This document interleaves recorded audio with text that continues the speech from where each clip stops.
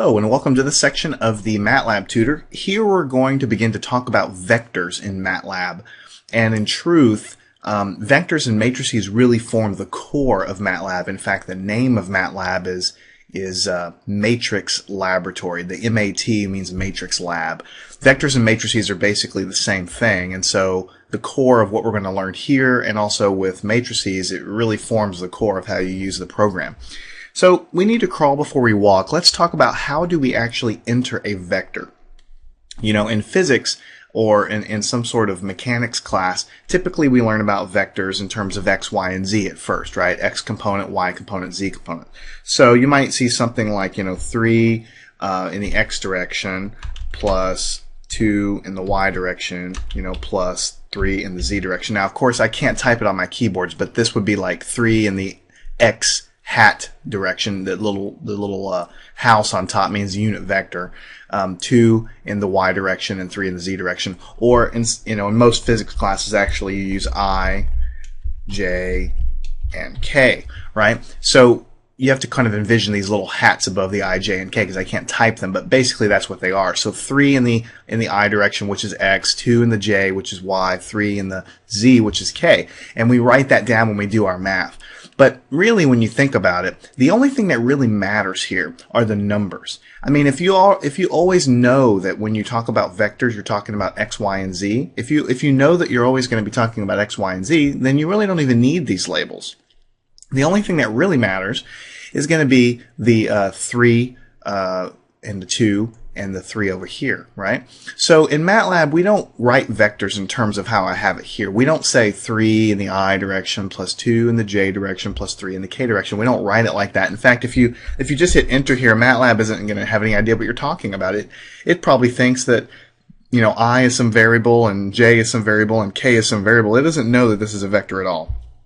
So the way you define your vectors, if I were going to write this as a vector, if I were going to store this vector and name it X, right, then what you need to do is open a bracket. All vectors are stored inside of brackets. So if I wanted to represent what I have here in terms of a vector, I would put 3 space 2 space 3, and then I would close the bracket off. This represents a vector in MATLAB. You put the spaces between so it separates the numbers, and MATLAB knows that the first number is separate from the second number is separate from the third number. And so if you hit enter, MATLAB is going to repeat back to you, okay, the variable x is now not just a number. That variable x is associated with it 3 numbers. And we just call those vectors in math, right? Now if you go off and look here at the variable workspace over here, you'll see that x has not just one value, like usually if we do y is equal to 2 or something like that, then we have a value of a single value here. Now we don't have a single value associated with x. We have several values, 3, 2, 3. And if you scroll over for the single variable, 2 for y, it tells you the minimum and the maximum is 2. Here it tells you the minimum is 2 for this vector and the maximum is 3 because there's a range of values here and it's telling you the min and the max. So I guess what I'm trying to say is, if you haven't ever done this kind of thing with a computer before, it may confuse you at first a little bit. But what we've basically done is associate with a variable more than one number. And it's this package we call a vector. Now, that is basically the essential part of it. If I want to overwrite y and create a new vector, then I could do, 0 space 2 space 5 and close that off and hit enter. Then I'm going to have a vector y, which is basically going to be 0, 2, 5, which is what I have right here. And if I scroll over, then I have the min and the max for that's reflected right there. Now I want to take just a few minutes to talk to you philosophically a little bit about computers because when you're doing a lot of math in college classes, you're always talking about vectors in the context of XYZ. That's kind of what we always use them for because it's so convenient. If we're trying to do the trajectory of a ball or something like that flying through the air, we might have an x component. In this case, the x component is 0, so maybe it's not traveling along x. And then we have a y component here, so it's traveling in the y direction with this speed or something. And then in the z direction, maybe this is how fast it's going up. towards the sky. So the three numbers represent something physically important. It's the speed in the x direction, the speed in the y direction, and the speed in the z direction. Usually we're using vectors to compute those quantities. Now you can use MATLAB for that purpose, no problem. We've assigned, if we were doing a problem that had a ball, then maybe one ball, the first ball, we're going to label it x, and we're going to put a vector together that represents its speed, x, y, and z. Maybe we have a separate ball, y, here's its speed, and x, y, and z, right? So we can use MATLAB to store the vector values and do the math behind it, just like we do, your physics homework or your mechanics homework. We can use that no problem. Notice that we don't have to tell it that this is x and that direction, and that this is y direction, and that this is the z direction. That MATLAB doesn't really care about the labels. See, that's something you apply in your problem, something that makes sense in your physical problem. MATLAB only cares about the three numbers. It just knows that it has, element 1, element 2, and element 3 of a vector. The actual directions don't really matter so much because that's sort of defined in your problem. So I just wanted to point that out to you because a lot of people, when they start dealing with vectors in MATLAB, they start trying to assign directions and components and things like that and to kind of have it all labeled on the screen. But you don't really need to know that. For instance, if I'm going to dot these two things together, if I'm going to dot x and y together, which I'll do in future lessons, MATLAB doesn't really need to know that this is x, y, and z, and that this is x, y, and z, because all that really matters is element 1, element 2, element 3, and it knows what to do math-wise. All right. So what I'm leading up to here is if I want to create another vector, let's call it Jason. See, these vector names don't have to be single letters. It could be anything we want. I'll call it Jason. See, up to this point, I've been talking about x, y, z, for a vector. But you know what? In MATLAB, it doesn't have to be 3 dimensions, right? So you could have 2, 5, 4, 7, 9, or 8, 9, and 11. Or let's do 114. We'll close the bracket off. So this is a vector. We're going to call it a vector Jason. And when I hit enter, I have 1, 2, 3, 4, 5, 6, 7 elements to this. This is something you may not be that terribly familiar with in math, unless you're some computer programmers deal with this a lot. See, this is also called a vector. It just has more than three elements to it. You can have 100 elements to a vector or 1,000 elements to a vector. They're basically just a listing of numbers. So I guess what I'm trying to say is, in terms of math and science, when you learn physics, you're always taught that vectors represent these quantities in three-dimensional space. So they always have x, y, z. So a lot of students, they start using vectors thinking it's this thing that applies to x, y, z. Well, in the terms of MATLAB, you can certainly use them to deal with problems in x, y, z, like these vectors we've defined up here. But there's many cases when you just need to deal with a whole list of numbers at once, right? Maybe this is the population of, different hair color, in an auditorium full of people. That would mean that you'd have to have a listing of numbers.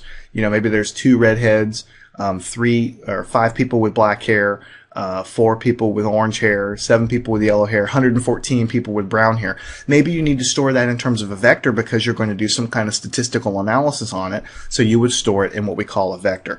So anytime in MATLAB help, when you read about vectors, it's probably a good exercise. Let's open this up right now. Let's type in vector. Let's see what pops up. We should get lots of things dealing with vectors because MATLAB is all about vectors, right? The position vector, all these things here. If you're reading anything about a vector, see, here's a vector defined up at the top here. If you're reading anything about a vector in help, it just means one of these listing of numbers. That's all it means. So Gibson, you could define it to be a vector, -5, 5.5, 3, 6, 9, -8.25, right? It's just a listing of numbers, right? So you can see that there's elements. Here's element 1, element 2, element 3. So I guess what I'm trying to say is start conditioning yourself. Stop thinking about vectors in terms of x and y and z. I mean, that's fine for your physics homework and your mechanics and things like that. That's okay. But in terms of MATLAB, you need to start thinking about, okay, this is a vector. It's a listing of numbers. This is element 1, element 2, element 3, element 4, element 5, element 6. And start to dissociate it a little bit from the rigid XYZ definition of what you think a vector is. Okay, so now we have several vectors already defined. I've got X, I've got Y, I've got Gibson, and I've got Jason here. So let me clear the screen real quick. And I want to show you something that's pretty important. Now, in this vector X, there's 3 elements. The first element is 3, the second element is 2, and the third element is 3. Let me put that back on the screen to show you. I'll just hit X, and I'll put those elements of that vector back on the screen. Maybe I've done some complicated calculation and I've arrived at an answer. This is the answer right here. This vector is the answer. But let's say that I only want, let's pretend this is X, Y, and Z like we were talking about before. Maybe I only want the Y component, the middle component. The way you retrieve that is you type in the vector name, parentheses, 2. When you see the vector name and put a parentheses with a number, what you're asking MATLAB to do is return the second element. Give me the second element of this vector. So it's going to go in there, fetch the 2, and return that to you. That is the second element. If I put parentheses 3 in there, it's going to return the third element of vector X. If I put parentheses 1 there, it's going to represent and return to me the first element of vector X. And the same thing applies to all of these vectors. If I clear the screen again, this is vector Jason that we stored before. But if I type in Jason and say, okay, I only want element 5. That's the only one I really care about. So it's going to go, here's element 1, 2, 3, 4, 5. There it is. It's going to spit it back at you. That's very convenient because you have to think about, I mean, you might say, why do you care about that? You can see the whole vector here. That's true. But maybe you're doing some calculation down the road where maybe let's just put Jason back on the screen. Maybe you need to take element 2 of this vector, whatever it is, and multiply it by element, 5 or whatever. So instead of reading it off the screen and typing that calculation in manually, maybe you have a computer program that you write inside of MATLAB doing this. So maybe you could say Jason 2 multiplied by Jason 4. Right? So what this is saying is take the second element of this vector, which is this number, and multiply it by the fourth element of this vector, which is this number. So 7 times 5 is 35. So it's going to go grab those pieces of information from the vector and do the math that you have here. So you might have Jason 1, and you might divide by it Jason 6. So you might do some division or something like that, and it'll take the 2, because that's the first element, and 1, 2, 3, 4, 5, 6, and divide it by 9. So if you want to check that, 2 divided by 9 is 0.222. So that's all it's doing there. So 2 very important things that we've learned so far in this lesson. How do you input a vector? We've learned about how to do that, and how to extract individual elements from a vector, which you'll be using, quite a bit in terms of using MATLAB and also writing MATLAB programs. One more thing I want to show you before we close this introductory lesson on vectors. So we've entered the vectors into the command window here, and every time we add a new one, right? I could say Earth. I could, like this, add a new vector. Whoop, gotta have an equal sign in there. Every time we add a new vector, it pops up over here automatically into the workspace area. And up until now, this workspace area has just been something I've showed you that just keeps track of all the current variables that you have and their values. And of course, we've talked a little bit about the fact that it tells you the min and the max. Well, you don't really need to use it too much, but I did want to point out to you that this is also a convenient way to edit the values of these variables if you need to. And let me show you what I mean. Let me type in a variable, A, and I'm just going to put a single number in there, 4. I'm going to put A is equal to 4. So here we have A is equal to 4. Now, if I double click on this, I'll double click it, and what happens is a variable editor window pops up. Notice it looks like a spreadsheet. It looks like something you might use in some kind of like office environment or something like this. And notice the value of 4 is the only element in here that has any numbers in it. That's because this variable just contains a single number. If for whatever reason I want to change the value of this variable, I can do it right here. I can change that value of the variable to 6. So I'll click off, it'll accept the 6, and then I can just close this window with the big X. It'll disappear, and notice the value of the variable has changed to 6. Like this. Okay? So it gives you a convenient way to do that. Now for single values of variables, I mean, it doesn't really make any sense to edit the values over here. I mean, we can just reassign, the values over here in the command window. However, let's look at vector Gibson here. It's got lots of values here. Now I can pull this up and see, okay, here's element over here, the element 8.000. Maybe that's not quite right. If I want to change that for some reason, I can double click it and notice that all of the values that correspond to the elements of this vector are here. So maybe I want to change this element and I want to change it to, you know, -25 or something like that. I can accept that value, I can hit close, and notice that it's reflected here. So if I type in Gibson again, that value has changed. So this workspace over here, it tells you what currently is in memory as far as the variables. It also gives you the quick ability to make changes if you like. So this isn't something that you'll probably do too much, but it does have uses. I mean, for instance, what if you wanted to create a vector that was that had a lot of, you know, very small or very large numbers. In other words, 5.5 times 10 to the power of 5.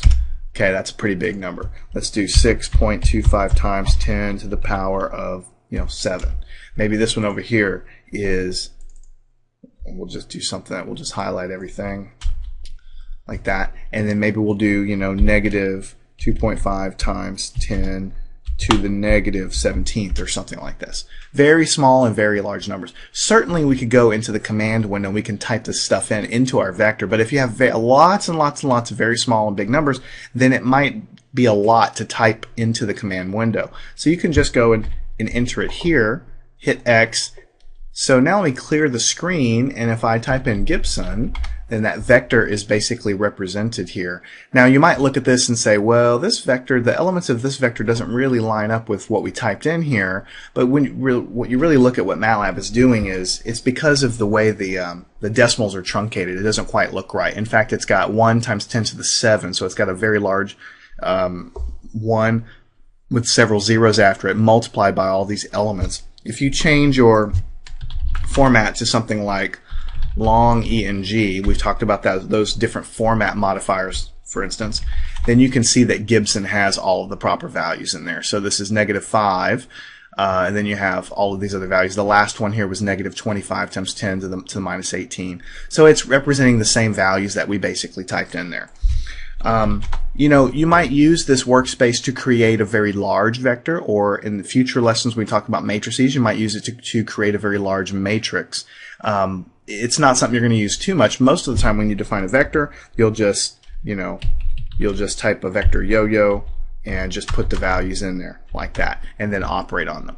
So that's going to close it off for this section now. And notice here we type this yo-yo here. The values here have lots and lots of zeros here because we changed the format. If we type format short and then look at the value of yo-yo, then we have the 444 that we typed in there. So it's just a good example of how the format modifiers can change the way things look, but it's the same values. I hope you've gotten something out of this lesson. Vectors are super central to everything in MATLAB, so make sure you understand it, and then go on in and play with them, define them, and then if you need to extract a value, then we talked about that, yo-yo, we can extract the second value and get the middle value here, which is the second element of that vector there. Follow me on to the next section where we'll talk about adding, subtracting vectors, and doing more complicated functions that involve vectors.